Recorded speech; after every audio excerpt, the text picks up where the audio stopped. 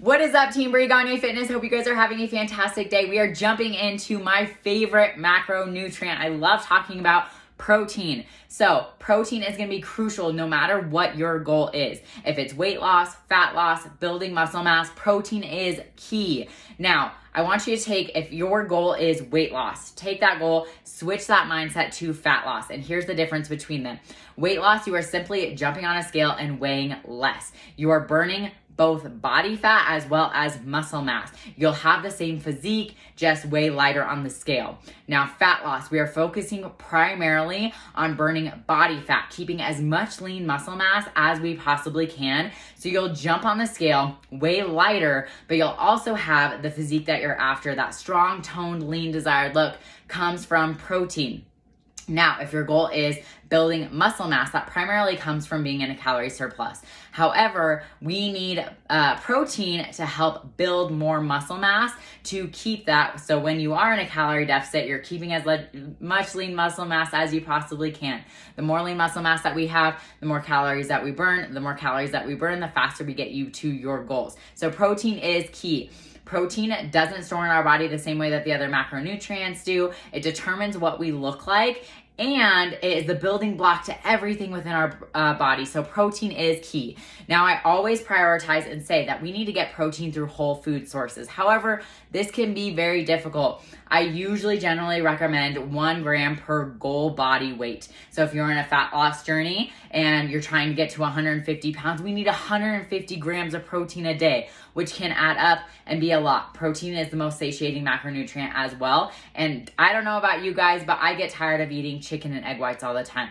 So this is what I do. I add in a low temperature processed whey protein concentrate. Now, there is differences between protein powders, and we're gonna jump into that. Not all protein powders are created equally. So I look for specifically low temperature process. And I want you guys to imagine this. I always use this analogy. Take a chicken breast and put it on a grill. Crank that grill up to 1,000 degrees, because this is what most protein powders are cooked at, 1,000 degrees, to mass produce them quickly, rapidly, and get them on the shelves. Now, if you were to take that chicken breast off that grill, it's gonna come out burnt, charred. You're gonna take a bite of it and be like, ugh, what is this? It might hurt your stomach. And that is a low quality protein powder. So if you have ever jumped into a protein powder, it tastes grainy, it hurt your stomach, and you had protein gas and upset stomachs and just didn't like it, that's usually a sign of low quality protein powder. Now take another chicken breast, put it in a slow cooker, low temperature for 12 hours. You're gonna take it out of that slow cooker. It's gonna be juicy, tender, delicious. You're going to eat it. Your body's gonna recognize it as a protein source, and your body's gonna be able to utilize it a lot easier. That is the same as a low temperature processed whey protein concentrate protein powder. A lot of companies don't do this because it's expensive. It slows down the cooking process. It makes it a lot more difficult to mass produce proteins, but your body's gonna love it more. No upset stomach, no grainy texture, tastes amazing, and can mix it with anything. So that's the number one thing that I look for when I look for a protein powder. And those companies that do it is going to brag about it. It's gonna be on the tub, it's gonna be on the website, because it is so rare to find.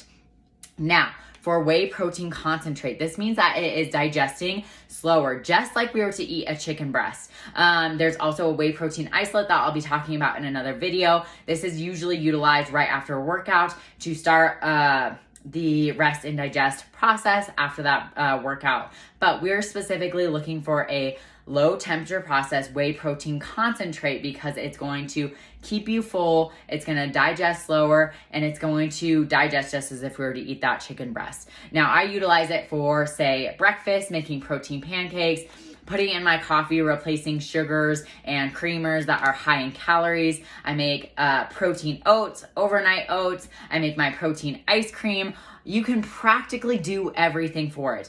A lot of people call this a meal replacement. However, I don't necessarily call it that. I like to add it to additional things. Like I said, adding it to protein pancakes, protein oats, protein ice creams. You can see I'm making a full meal out of it. Now, there are a few flavors that are not gluten-free.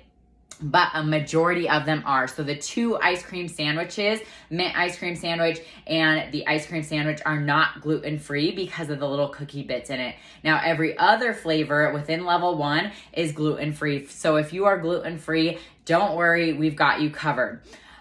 This is why I use level 1, is both low temperature processed and a majority of the flavors are gluten-free, taste amazing, no upset stomachs, and digest amazing. I add it to smoothies, protein coffee, protein oats. There's also a vegan-friendly version of this. It's called Vegan Power Pro. And now, for anyone who follows a vegan or needs lactose intolerant, I've also got you covered with the Vegan Power Pro. One of my favorite flavors here is the iced oatmeal cookie, and it's actually Brandon, my husband's favorite flavor out of all of them. He utilizes it every single day.